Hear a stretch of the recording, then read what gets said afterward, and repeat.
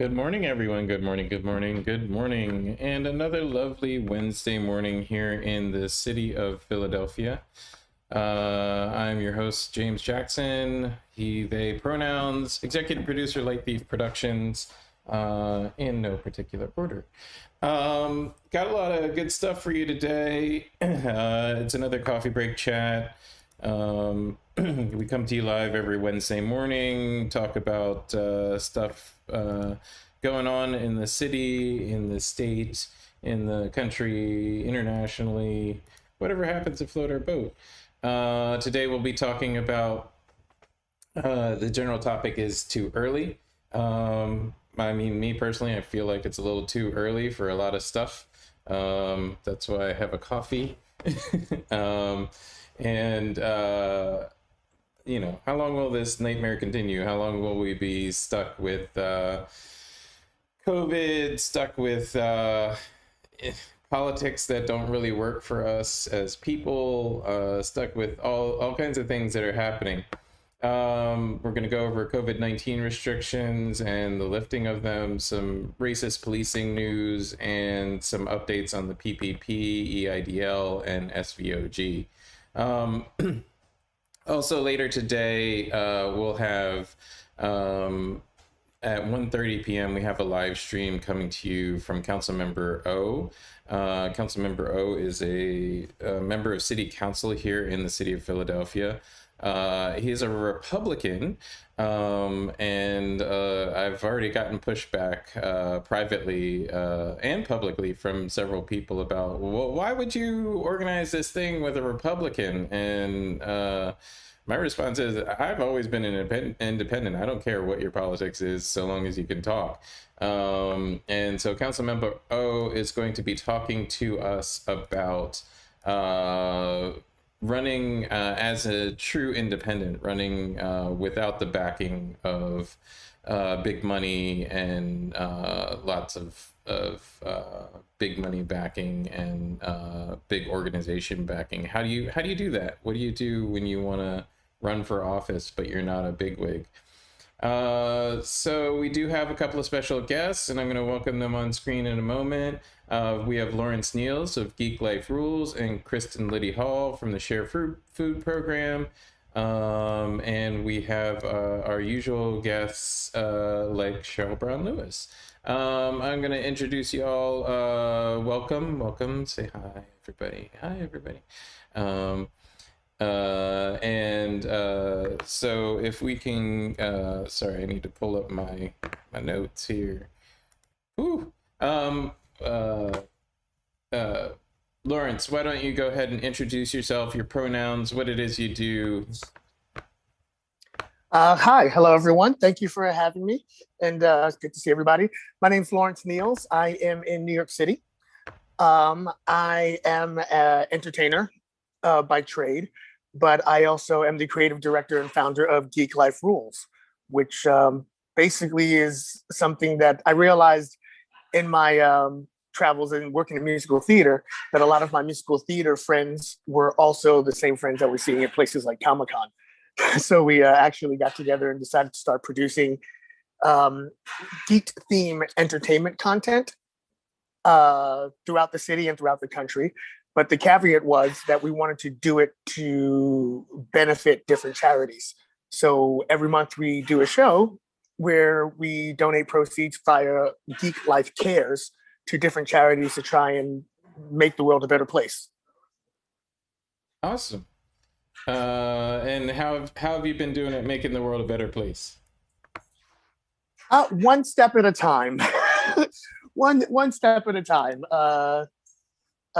There's a quote that I'm probably going to misquote right now from The West Wing that said, "Never doubt that a small band of people can make a big difference."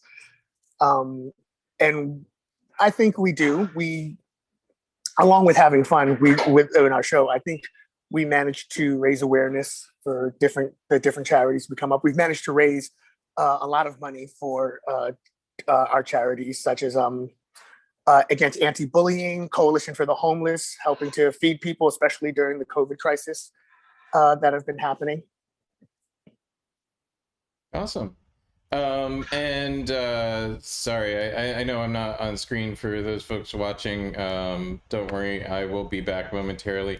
I switched from, we were talking before the show about working remotely. I switched from working remotely last week to being in my studio setup this week, but it still takes a couple of things sometimes to get back to where things belong.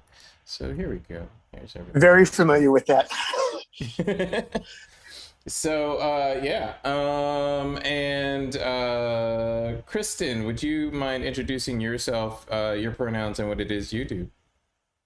Yeah, hi guys. My name's ooh, I need coffee too. Hold on a second. Or a third lozenger, but my name's Kristin Lide-Hall.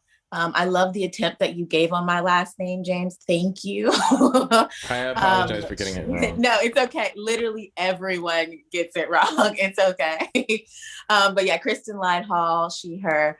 I'm the Assistant Chief Program Officer at Share Food Program, which is the largest food bank in Philadelphia region. But we also serve 4 caller counties in Montgomery, Monco. We've been getting, pushing really hard as far as COVID is concerned, because our numbers have tripled since the beginning of COVID. And so we run 6 different programs out of Share. And we are just always looking for different demographics to hit different areas around Philadelphia to make sure that everyone's being served through this crazy time. Great. And Cheryl, if you would introduce yourself, your pronouns, what it is you do. Hi, I'm Cheryl Brown Lewis. I go by she, her. I was previously one of the hosts of the Film and Theater Exchange for our networking events. But now I'm kind of taking a step back from that. Still helping out with managing music artists and DJs in the industry. But I am a scientist by trade. So here I am at work in the middle of the day, taking an actual break. Welcome back to the coffee break chat. So Lawrence, you have a regular show that you do, and your second season is coming up tomorrow. Our 4th season actually premieres tomorrow. 4 years. The little thing that we did as a one-off. The original idea was something I'd been gestating with for about 5 years, and I finally decided, hey, I'm going to do it, and it'll be fun, and it'll be one and done. And we're about to start our 4th season tomorrow. On March 4th. On March 4th. Our actual season premiere, our 3rd season premiere was actually the week after New York City shut down for COVID. Or about 10 days after New York City was shutting down for COVID. So we lost our comedy club where we perform this. We do this at 53 Above Broadway Comedy Club. Most of the cast all work in the entertainment industry, on, off-Broadway, cabaret. So we pretty much watched our entire lives and livelihoods completely crumble. And we decided, you know what? We're going to do this anyway. Even if this is the only one we'll do, we'll figure it out. We knew nothing about the technology. We had already had our charity chosen that we were going to be raising funds for. So we said, let's just do it. And, a month from now, we'll be back to normal. And next month, we'll see you in the club. Fast forward to 2020. I know, right? Fast forward to 2021. We're still doing it virtually, but it ended up being a blessing because we've expanded exponentially. We're international now because of being able to go virtual. We were able to reach far more people, not just with the show, but we were able to actually help with a lot of the artists who were struggling, who had lost all their income. The first several shows of the season, our charity was the Actors Fund, Actors Equity BFA, the individual artists themselves, all people who, as the sort of regular 9-to-5ers go back to work, the entertainment industry is still, especially in New York, is still completely stagnant. So we were able to do a lot to help that out, and also expand.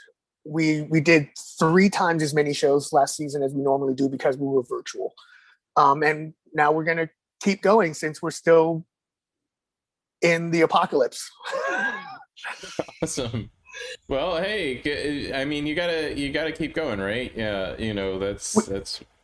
We do. It's also given a great. We've discussed this ourselves when we're putting stuff together. It's also given a lot of our artists a creative outlet that they wouldn't have had. For myself personally, I've been an entertainer I've been a professional entertainer since I was 9 years old. It's not just my job; it's also like a form of therapy.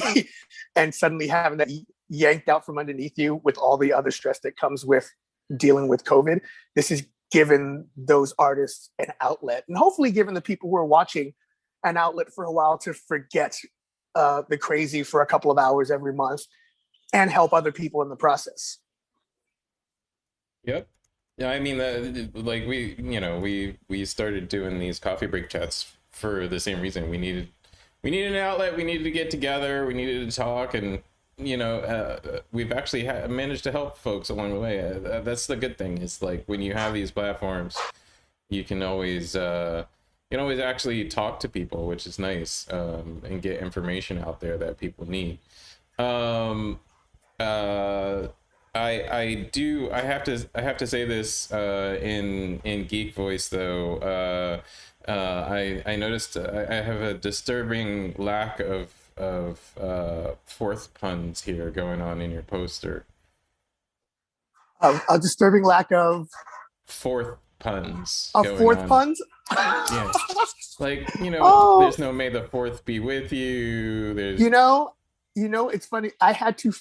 It's funny you mentioned that. The host of our show, a really good friend of mine, great entertainer named by the name of Kate Hoover, she is notorious for punning her way through the entire evening, and for putting as many puns in. I had to fight the urge to put them in the posters and in the promos. only because we are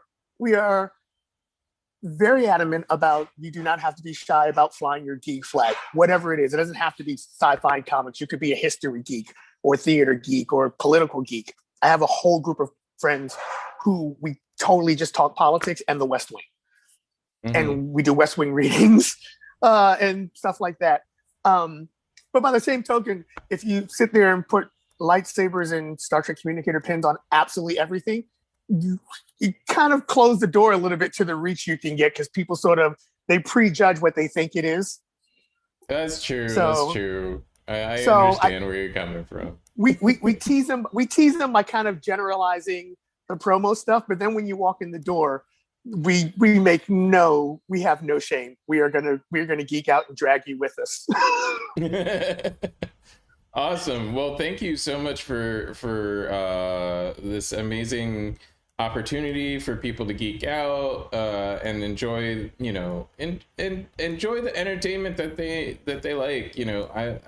I am a geek for forever. I always will be. It's just part of my makeup. But yeah, it's important to give folks the opportunity to geek out in the way that they want to, and be fun with the entertainment that they enjoy, regardless of what it is they're geeking out about, to let them geek out about whatever it is they really enjoy.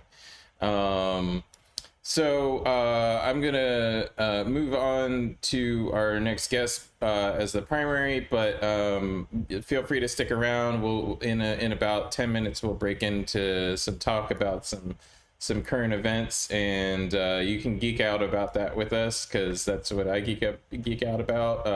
I do love the West Wing too. I'm sad it's not on Netflix right now. So we'll geek out about politics and stuff in a few minutes. So Kristin, tell us a little bit about the food program. I will, but before I do that, I'm gonna say West Wing is my jam as well. So I'm just gonna throw it out there. It's like, we serve at the pleasure of President Bartlett.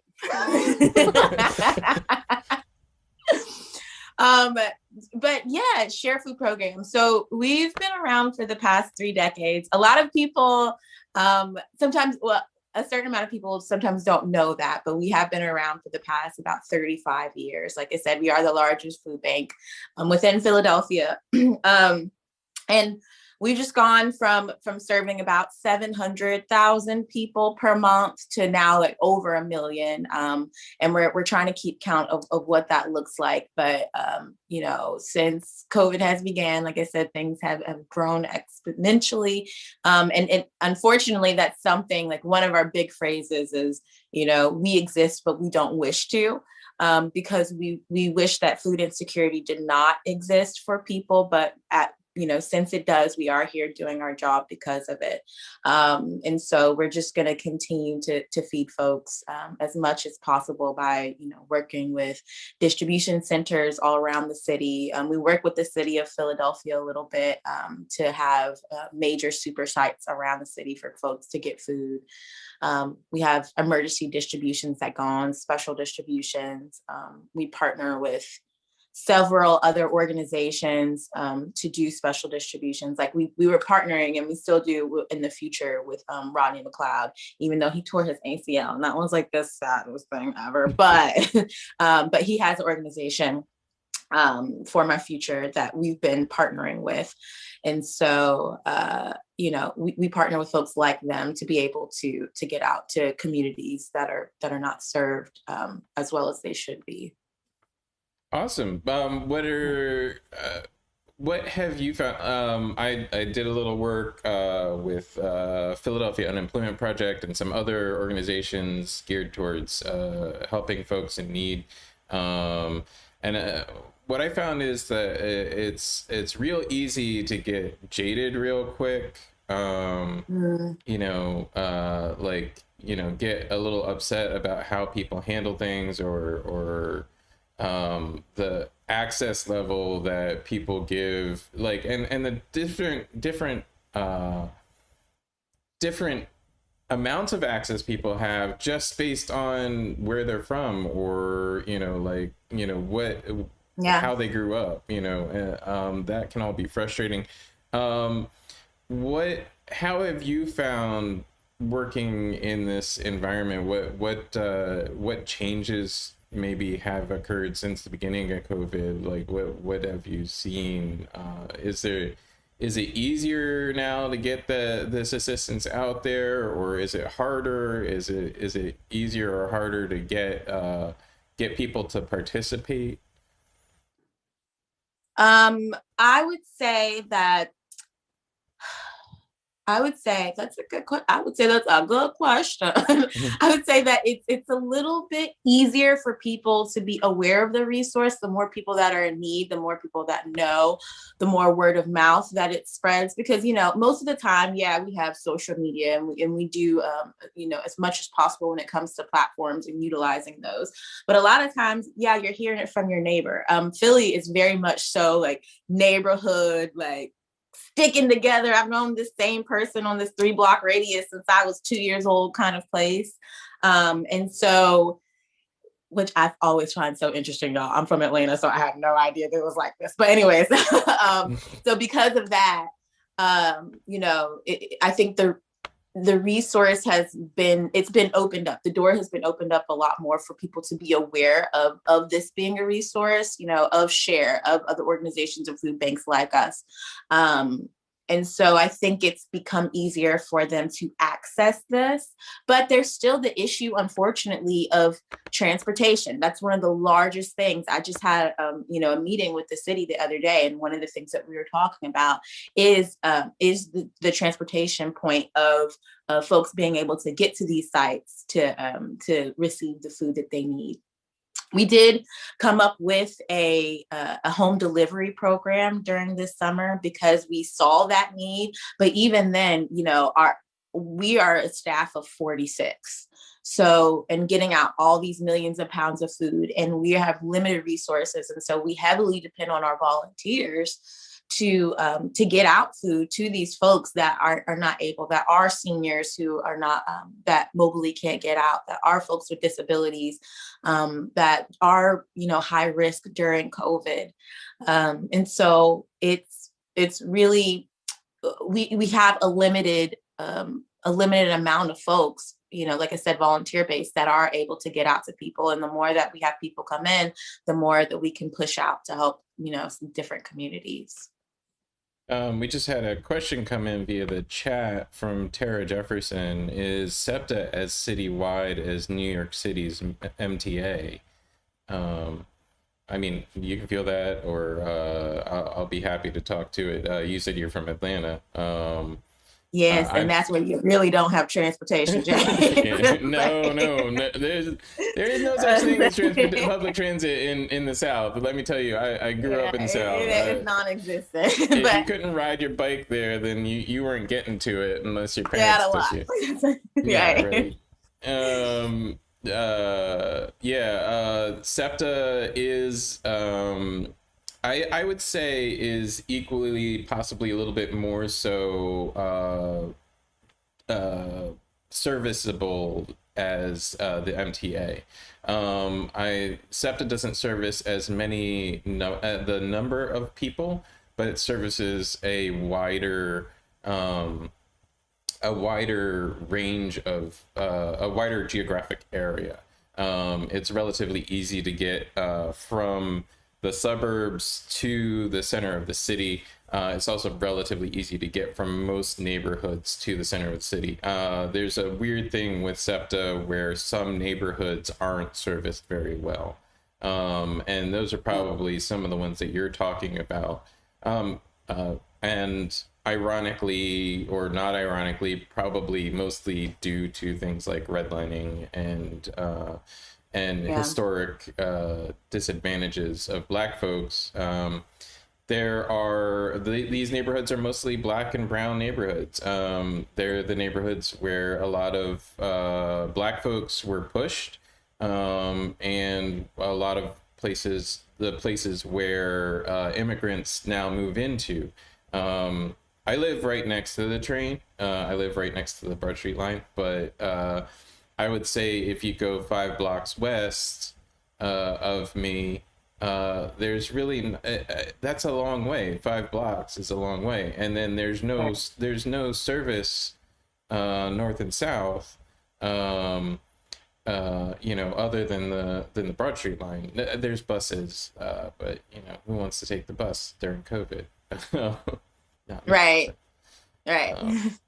But unfortunately, people don't have that, everybody doesn't have it as the option, which, it makes me as a person with a vehicle, it does make me very appreciative of, being able to have that, but that resource is limited for a lot of folks. And so I would say even the fact of the time consumption that it takes, I think that it's very difficult with the amount of time that it takes to get from, maybe if you are in West Philly and say we have a site that's in South Philly, and it might take you like an hour to get there due to whatever, bus line, and you have to pick your kids up, and you still have to go and, handle your errands, or still have to go and, go to work or try to find work, or, it can take a lot of time, even in that factor of not having great transportation lines throughout the city.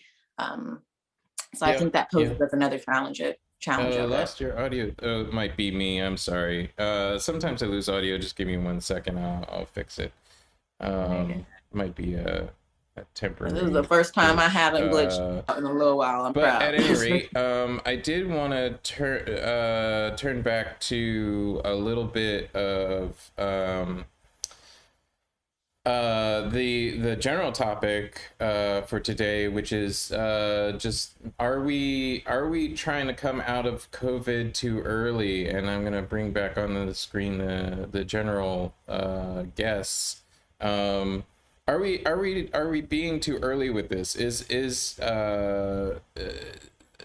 Texas on, I believe today, is releasing its COVID restrictions 100%. Where the city of Philadelphia is moving to be in line with the state restrictions, which are completely different by necessity. The COVID restrictions here in Philadelphia are intentionally completely different than the COVID restrictions in the rest of Pennsylvania, because I can't walk out my door and not end up less than less than 6 feet from somebody. Whereas in the center of the state, you can walk out your door and not meet somebody for half an hour or so. Is this too early? I'll invite Cheryl to the conversation with that question. What do you think, Cheryl? Yeah, I think you know what my answer is going to be. I think that's why I asked you. Yeah, I think it's way too soon. I've been tracking all of the data that's come out since they started mass vaccinations back in January. And we are at the point right now of daily cases where we were in October. So yeah, we're not having 300,000, cases a day, new cases a day, but we are still at the 50, 60,000 range. And not everybody's been able to get vaccinated, especially not in Philly. They've had some issues. I know in, the state that I live in Delaware, there's been really huge problems. Like I had to go to a county hospital here in PA in order to get vaccinated. I don't even know if they've even really started vaccinating all of 1A still, and they're still working through 1B. I think it's way too early. I think we should wait until we're at the numbers that we had back in March of last year. The numbers are dropping, but we did the same thing when we went into that, 6 to 8 week complete lockdown. And they were like, oh, the numbers are dropping, let's open up. And there was a quick spike right after that. Like, I don't know what they're really trying to do at this point other than kill everyone. Well, and my concern is, and feel free, I know Kristin and Lawrence, you haven't been here before, but feel free to keep yourselves off mute, jump in whenever you want. It's not, like we don't call out each other, but drop in your opinion whenever you want. We're all good. My big concern is that, we don't live in a society anymore that, like, what happens in Texas doesn't affect me. Even with travel restrictions, even with less travel going on, there's still people from Texas that come to Philadelphia every day and vice versa. There's still flights going on that are relatively full coming from Dallas Fort Worth coming here, and there still thousands of people literally coming into and out of the city every day. That is actually my big concern with this. What you mentioned about someone who lives, say, in a rural area, not having not needing the same restrictions as you have in Philly, or that we definitely have here in New York City. But what happens when that person comes here having not been as safe as they have made us as we are being here? Knowing a lot of people who travel, I recently started a project where they were having very strict, they wanted to make sure everyone was COVID negative and following very strict guidelines here in New York and in New Jersey. And there was an individual who was part of this cast who came up from Florida, who came up from Miami the day before and just didn't say anything to anyone. And it was right as Miami was having their spike, and it was only caught because someone on social media happened to see that they were in Miami clubbing like 48 hours before. And that could have completely changed the dynamic of what we were trying to do. How absolutely disrespectful. That just completely changed the dynamic of, and I mean, as all things considered, it all worked out. But the whole point was, you can't rely on people to be respectful. You can't rely on people to, it didn't even occur to him to even say, by the way, when in reality, and this is back when New York and New Jersey and Connecticut was still doing the 10-day quarantine if you're not within these 3 states. So that's my big concern with Texas and these places going, oh, we're cool, let's go back to normal. Because I'm like, okay, you know what? If that works for you, sort of along the line with politics, the way they've been the last several years, I've kind of done beating my head against people who are just going to believe what they want to believe. And if that's what you believe, more power to you. God bless you. Up until the point that it actually becomes a problem for me and my health and my family and my friends who are high That's risk. that's something that I've always been saying, and something that I don't understand. When did this change? When did this change? When did it change from, my rights are like I have a right to freedom and freedom of activity. Like, so it became I have a right to freedom and freedom of activity universally, like no matter what what effects it has on everybody else. When did that change? I remember growing up in civics class, and like there's a very big distinction between, okay, you can do all these things, but like you can't yell fire in a crowded theater. Like, you make a good point. When's the last time you've heard of a student being taught civics? Well, we're bombarded with media messages now that, as I think in America, we're bombarded with media messages that we are always right, and we are always right, and right is might, and might is powerful, and money is speech. And like, I remember taking civics when I was in school too. I'm pretty sure that no one younger than I know, or none of my students have taken civics. I don't think it's a thing that they do right now. Yeah, I mean, I think go ahead.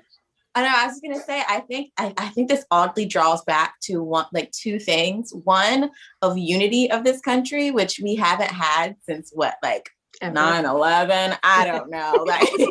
And two, some might say ever. right. I mean, but the sense of unity, you know what I mean? Mm-hmm. Even the sense of it, I don't even remember the last time we had the sense of unity. We had the illusion. Right. The illusion of it. We'll take that. And then, and then I think it goes to even how we think of the truth as the truth of being relative. And it's all about what we think is the truth, unfortunately. And somebody can tell you a fact, can tell you a straight fact, but you still think that you have an option. And I think that's where we become a little flawed in this country, in thinking that everything is more so optional when there's something factual in front of you. Especially when it comes to science. Yeah. I feel someone told me 2016 was the year. Yeah. Someone told me 2016 is a year.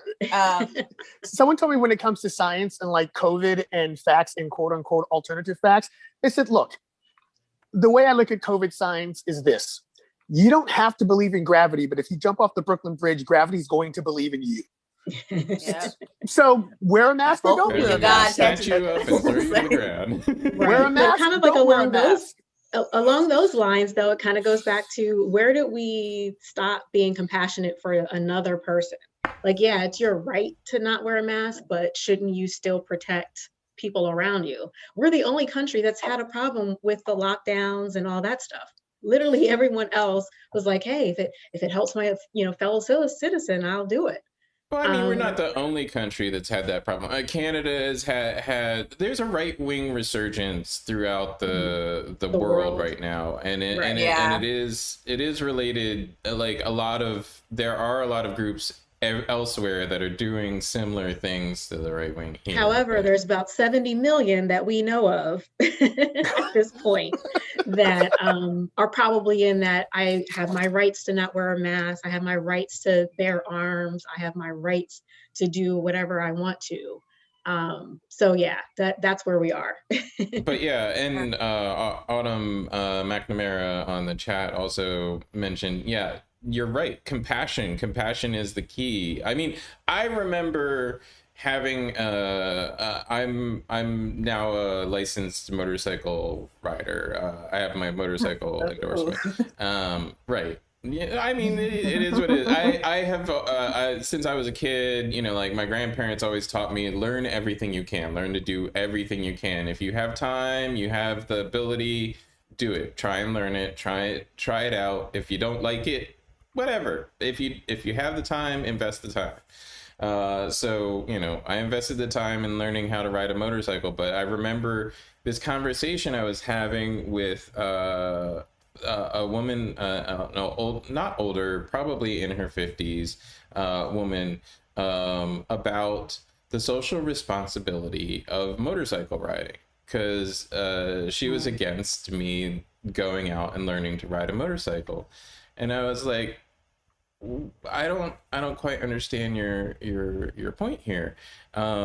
And she was like, well, you know, statistically, motorcycle riding is dangerous. More people as a percentage, and you know, in passenger miles, it's a statistical analysis model that safety experts use a lot. So how many miles a person is transported, statistically, motorcycle riding, you're more likely to get injured per passenger mile. And society has to pay for any loss of productivity that I have if I get injured, and also has to pay for you know, any cost of healthcare to keep me alive, you know, should I get injured.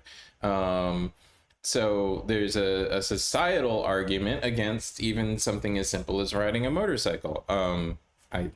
You know, I don't necessarily agree with it, but obviously I ride a motorcycle now. You know, I have my motorcycle license, but at the same time, I understand, you know, like this person's point was that there are these societal arguments for thinking on a broader perspective about anything you do. Why is, you know, and this woman was a Christian, she's white, you know, she's actually a Catholic, and a lot of the broad base of what she was saying comes from that Christianity. And an interesting argument that I heard this morning is that going around in Christian churches, what be they Catholic or Episcopal or whatever, they're having these issues right now with membership declining or membership leaving because of preachers preaching classic Christianity, like help the poor. Like one pastor reported that, you know, he preached about helping the poor, you know, giving aid to the poor, and had a parishioner come up afterwards and tell him that was a very liberal position to take. How's that liberal? I don't know. I could go. Yeah, that is really weird. Fully I fall mean, into that.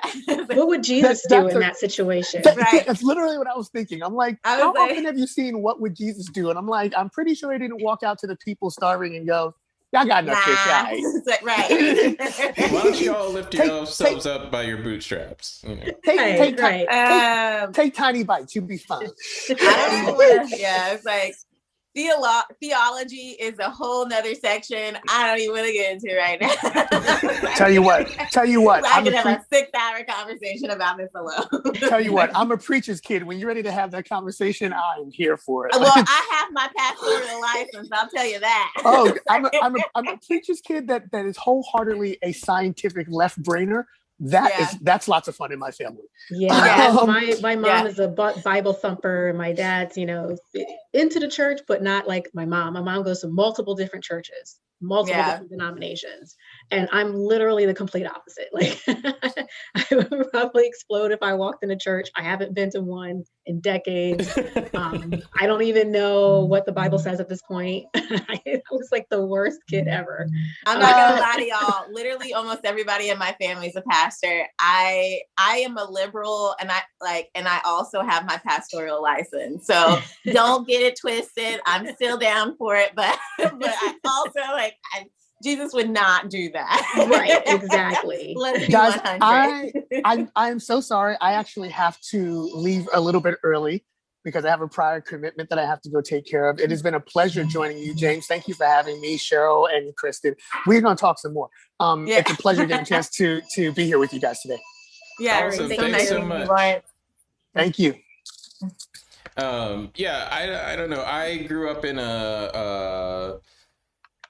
an interesting household as far as beliefs go. My grandparents were religious, but like right out, not until right after not until I was like 3 or 4, really. My mom was an atheist. My father was born again Baptist. What a combination.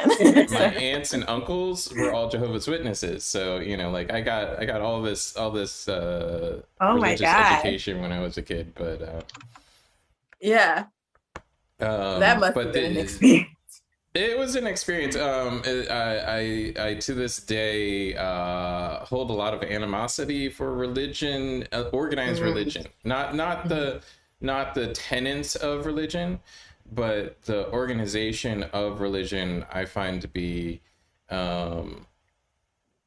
troublesome because of this, because Christianity as a religion, I should say. I've you like spirituality, but not religion itself. I personally, I mean, I'm a geek. I'm a scientific minded person, so I don't necessarily like even spirituality. I believe in doing things for their own purpose. Like, like you're sharing food with people. I share information with people about how to help themselves, financially all the time, and try and recover from this pandemic. I try and share good information and positive information about the situation we're in and what the truth about it is. And I believe in doing that regardless of, like, I don't have a spiritual reason to do it. Like, that's not my drive. Yeah. So, but yeah, anyway, yeah. What I was trying to say is I'm not anti-religious. I don't malign anybody for believing whatever they believe. That's all on you. There's so much going on with Christianity and the molding of Christianity by Western white morals, and then being overlaid over Black people and people of color, and indigenous people especially. Like there's so many problems inherent to that system that I don't know. I don't know how I can honor it in any way. Like I can't honestly encourage people to go out and seek this system that, while it has some good ideas, like, feeding the poor, like taking care of your fellow man. Unless you're that other guy. Right. And then you don't feed the poor. I think my problem with it is it's like it's been whitewashed and it's been used as a tool to control, not as a tool to help. Which is what it's supposed to be, right? It's supposed to be, these are the golden rules you live by. And, the golden rule in a lot of religions is always, do unto others as you would have done unto you. That's the, Quran, Bible, everything says the same thing, except for the Bible has been twisted to allow slavery. It's been twisted to allow women to be controlled, children to, be controlled, be like utilized for things that are not moral, which is crazy. And this is the one thing I always remember this quote by Mahatma Gandhi that was like, if it was not for Christians, I would have been a Christian.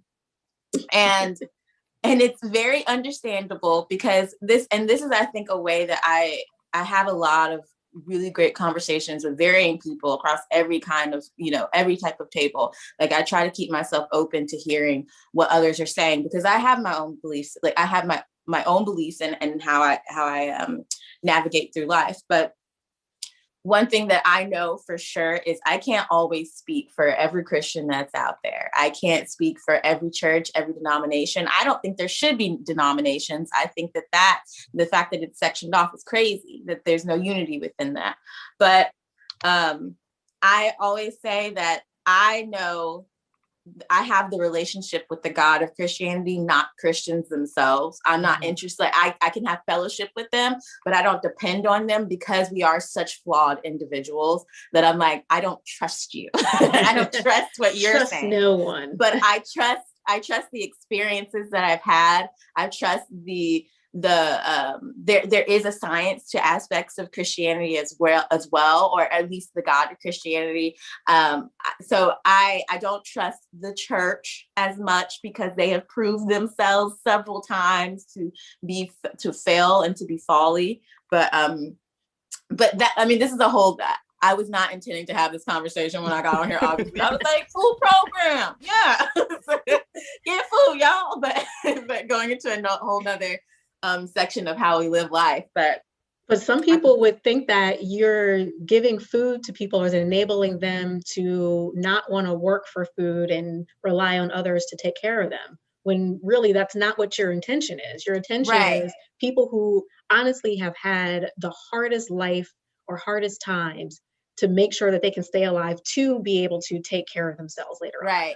And providing, and I think this is my number one word in life, obviously, since I've said it 1,000 times, is unity, because I'm like, this is where resources come into play. Yes, we provide food to people, but also we have connections around the city to say, all right, you need food, but also you need a job. So let me connect you with the city. Let me connect you with these people that we know to be able to help you to get to this point to where you can get a job. We're not, I kind of hate this saying, but it's very accurate of, we're not a handout, we're a hand up. And I'm like, but it's true. It's like we're wanting to be a hand that's up to help others and provide that information to them. There was a book I read so many years ago that was talking about how aid can be a harm instead of something that supports the community. It's basically the whole, give a man a fish or teach him how to fish situation. And I'm like, yes, but while they're still struggling, you don't want them to not have fish while he's learning how to fish. Right. Give him, feed him, or he's gonna be hungry while he's fishing. It takes a minute. And so you cannot teach a hungry person anything. That's the whole point behind feeding children in school. Like you cannot if you're hungry, your mental capabilities fall. They fall. Yes. You cannot, when you get hangry, like you can't operate in life. It is the same concept. If you are hungry, if you're worrying about where your meal is coming from, then you're not going to be able to focus on other things, like how you can lift your family up into a generational wealth, or how you can help with health dynamics of where you're at. And so it's a crazy concept when people say, you're more at fault for doing something like that. It's wild. Yep. Let me take away your 100%.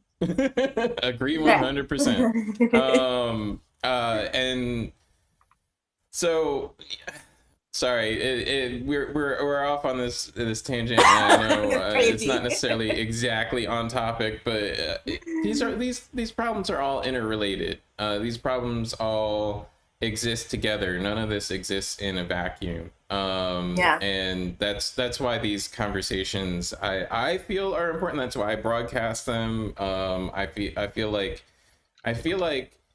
y'all need to hear the Black perspective, and so I'm gonna make this as as public as possible. Anyway, so to continue on with a little bit more liberal Black perspective, I did want to touch on policing. The Jon Stewart show, or not Jon Stewart, what's his name? Has the HBO show. At any rate, one of the talk shows talked about it this week, and there's been some talk around the subject of policing as we go towards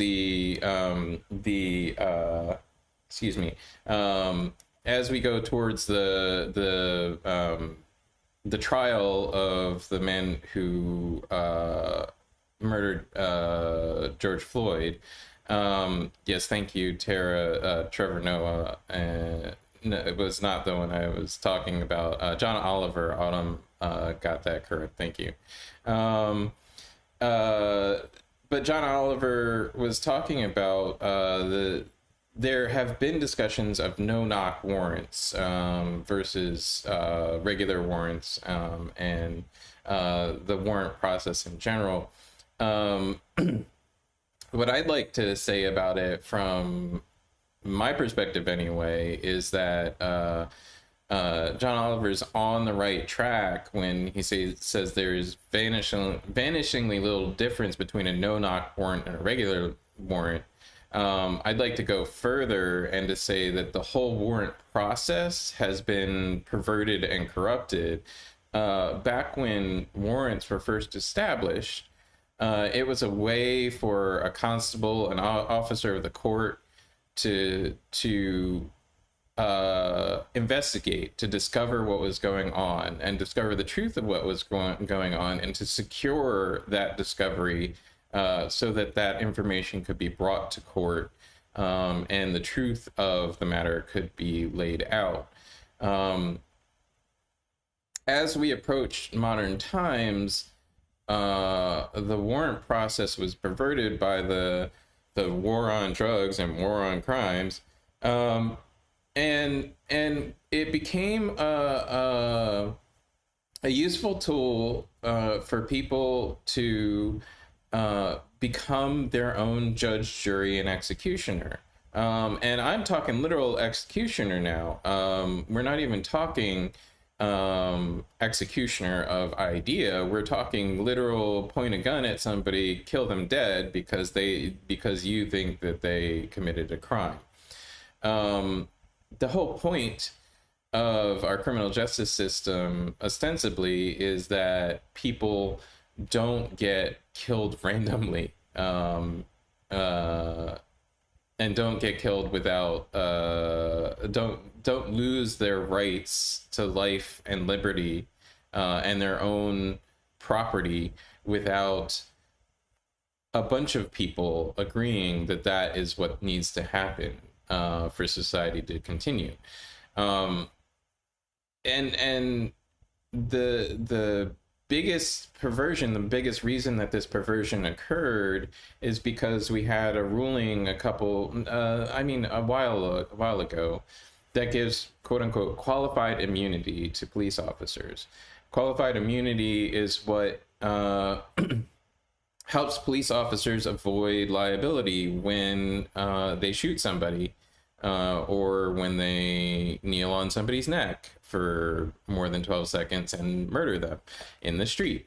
It's what helps them avoid liability for what would otherwise be considered crimes or actionable legal situations where they're liable for the death or loss of income of another person. And it just should not be that way. We need to get rid of qualified immunity, and that would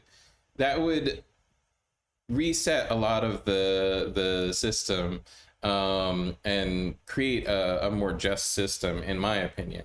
I don't know what y'all think, but that's where I see the biggest problem.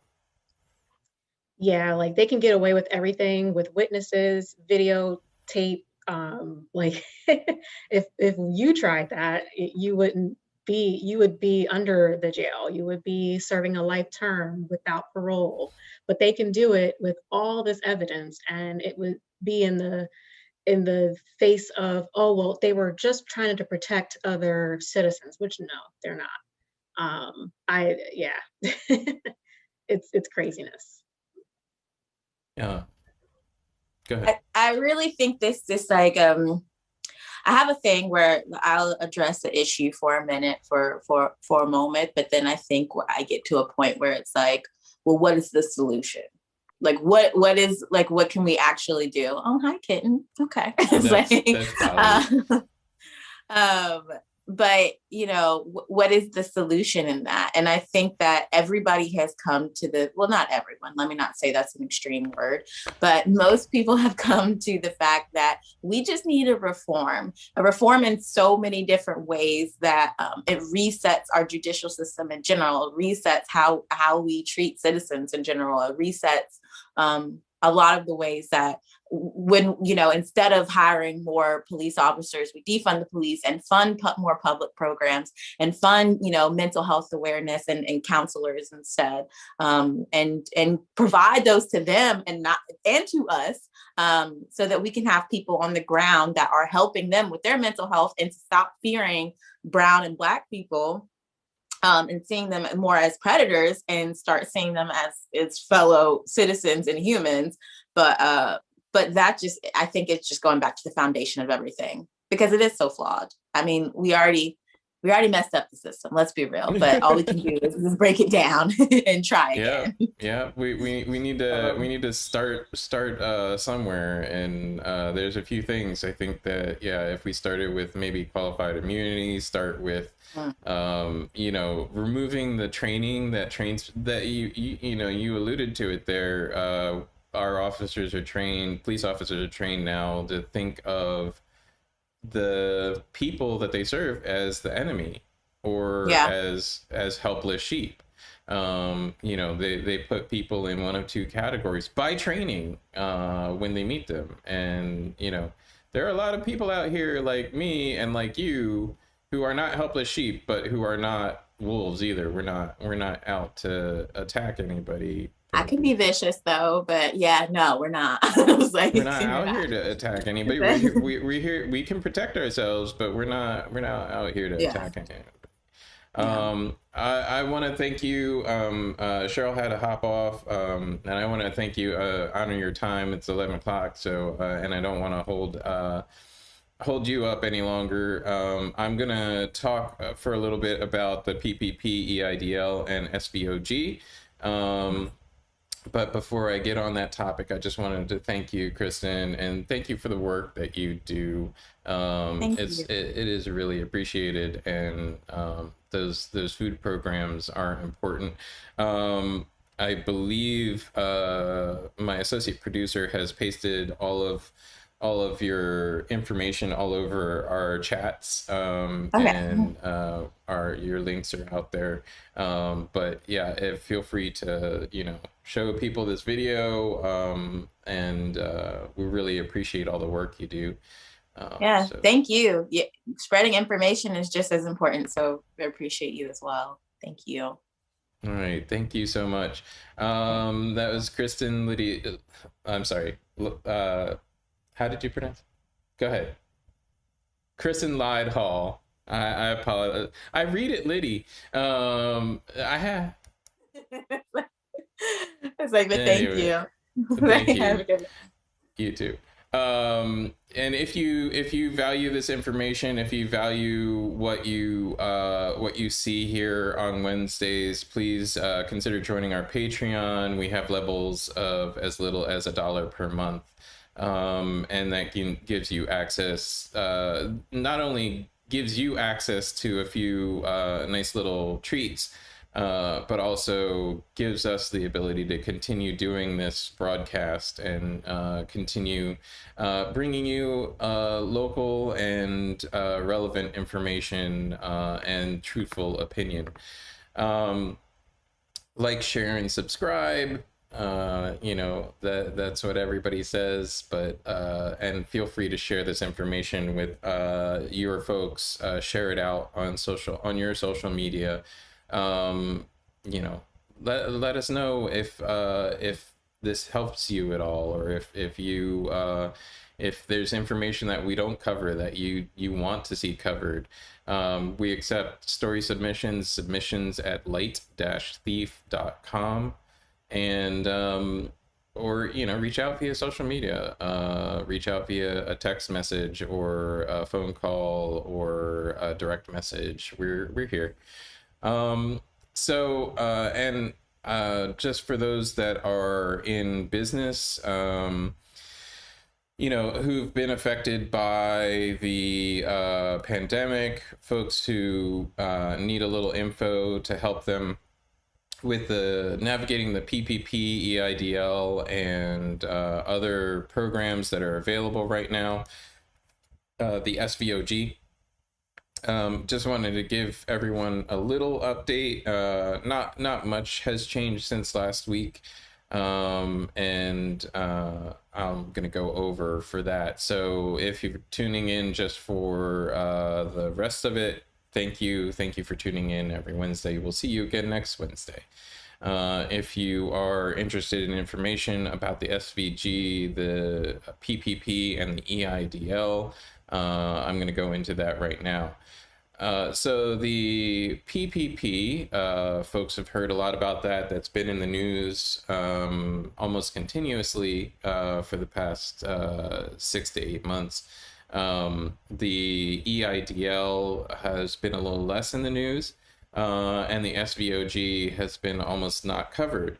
The reason for that is the Shuttered Venue Operators Grant, which was created for the purpose of helping folks in live production, live events, places where people gather for entertainment. It was created as the SOS, Save Our Stages Act. And the information, it's being administered by the SBA. The information for the SVOG, the Shuttered Venue Operators Grant, is still not out there very publicly. And the information that is out there is oftentimes very, very wrong. And I talk to people all the time who follow information about these programs very religiously, and still a lot of people are getting it wrong. So I'm going to try and educate everyone real quick.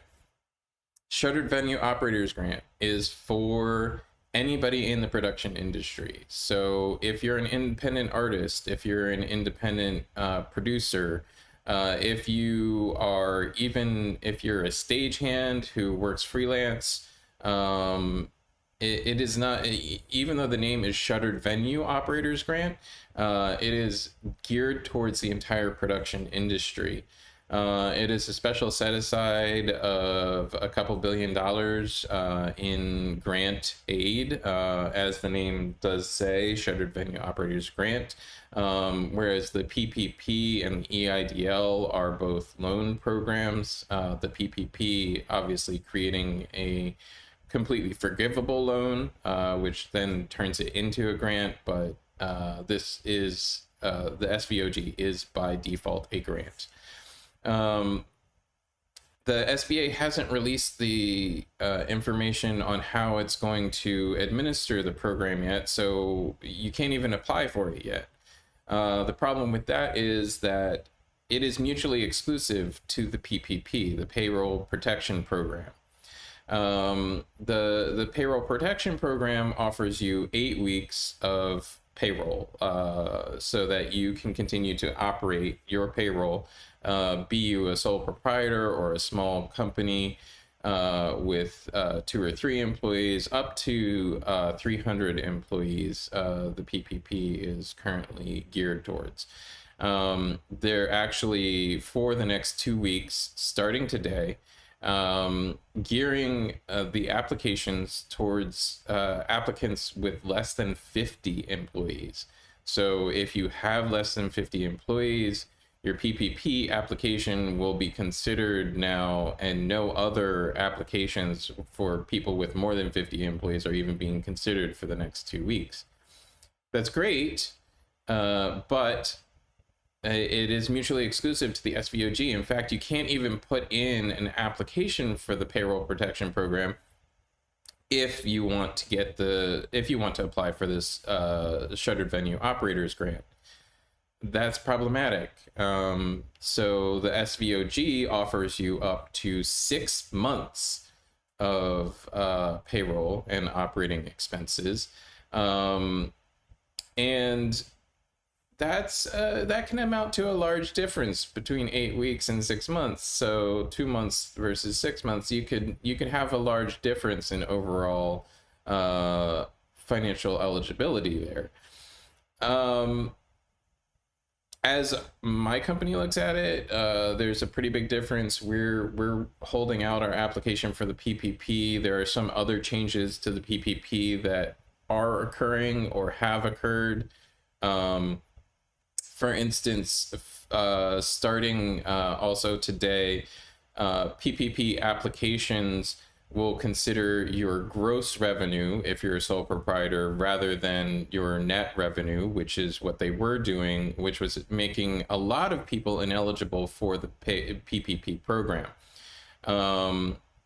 This is where they look at your overall tax picture for the year, and rather than basing it on a part of your year's earnings, base it on your total gross income on your Schedule C, divided by 52, multiplied by 8. So basically taking an average week for the entire year. This may or may not be advantageous to you. As a freelancer, I earn more or less, depending on the week, depending on the month, depending on the quarter. In fact, to the extent that under the PPP, I'm considered a seasonal business. And so I applied as a seasonal business. You'll want to do your own calculations for your own business, see which way works out better for you, and see which way you would qualify for more funding.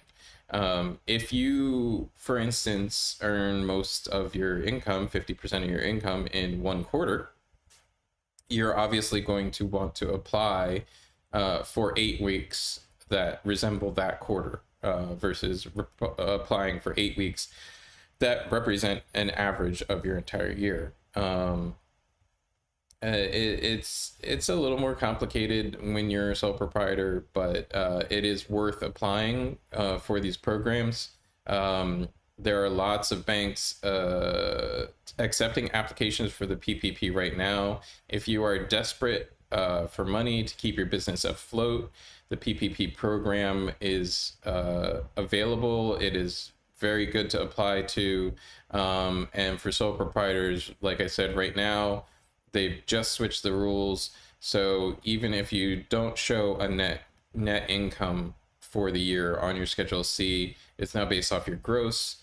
So go apply. Even if you didn't qualify before, if you filled out your PPP application before, there is no negative to reapplying.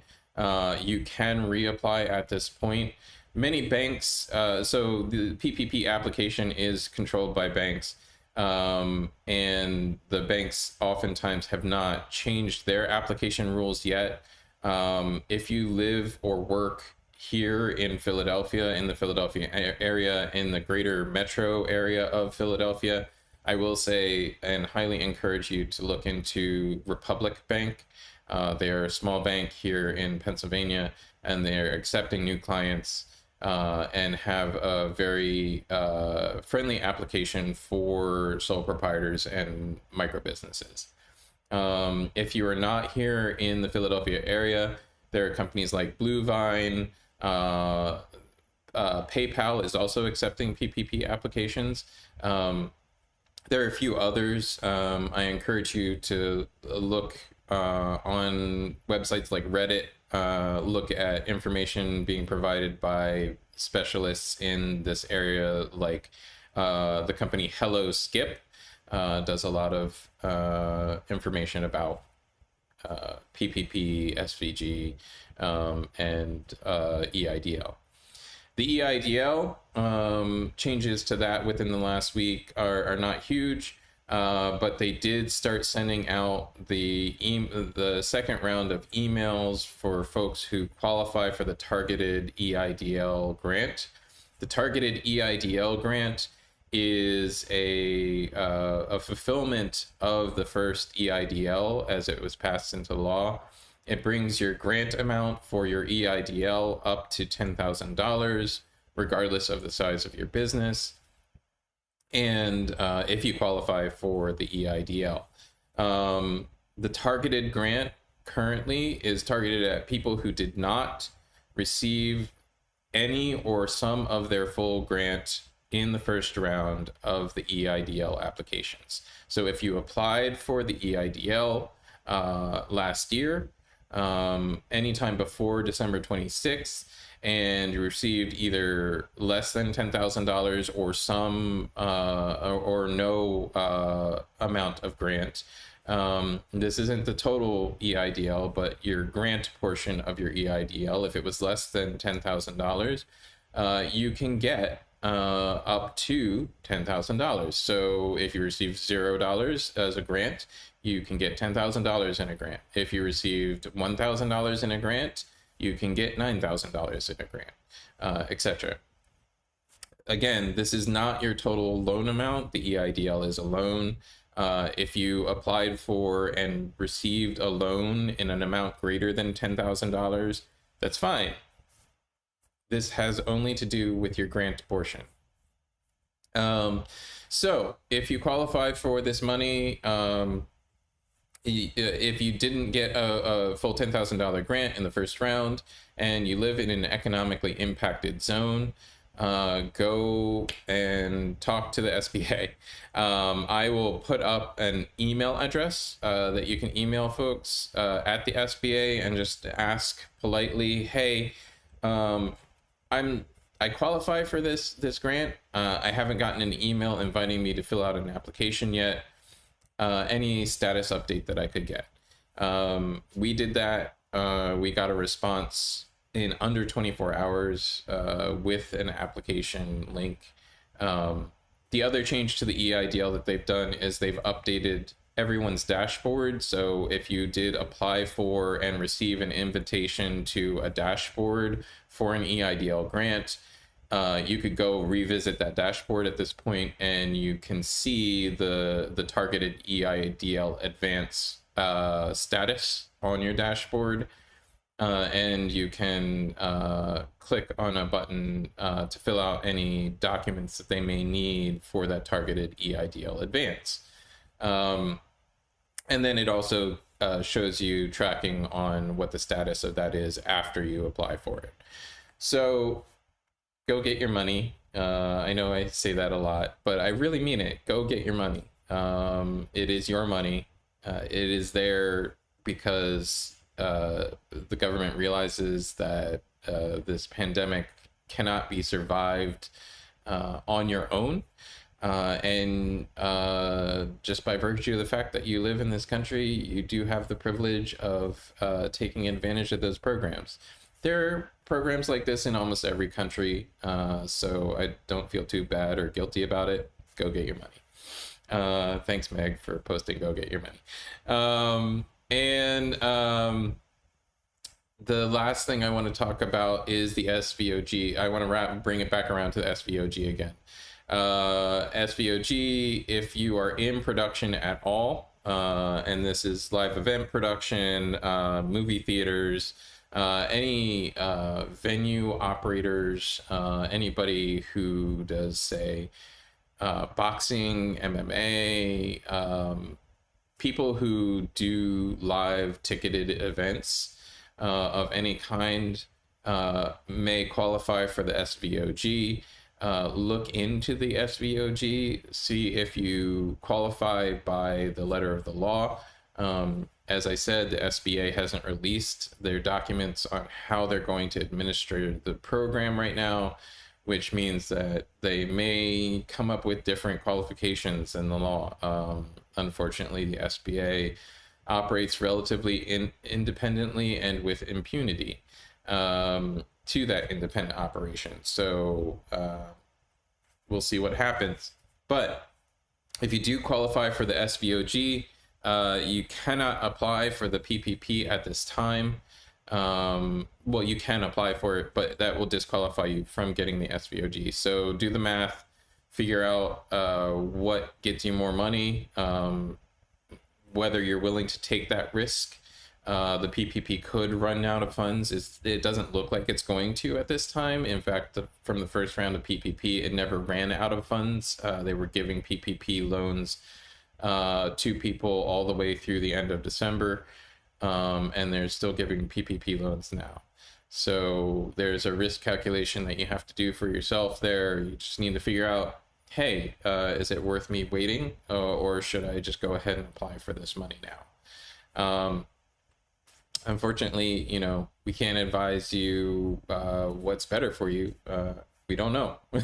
Nobody knows. That's entirely your call. What we can advise is go get your money, go get this aid that is out there. It is there to help you, whether you are a sole proprietor, somebody who just works for themselves, works for other people, but not as a W-2 employee. It is out there for you if you are a small business.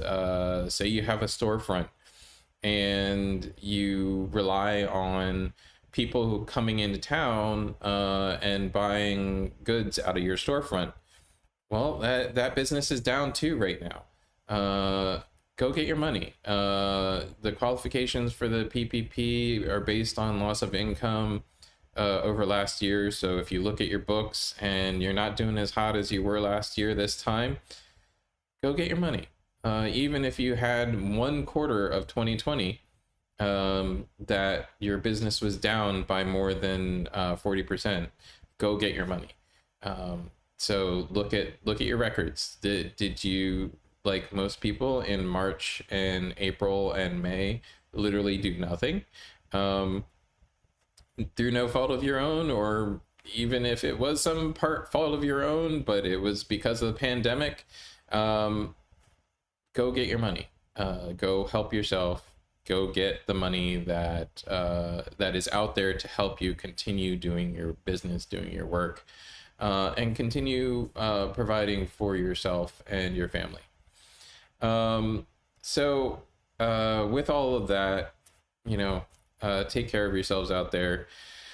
Sorry to drag it out for an extra 20 minutes. These programs are important. They're complicated, but they exist, and everybody needs to take advantage of them as much as they can, so that you can continue to provide people with the necessary things that you already provide them.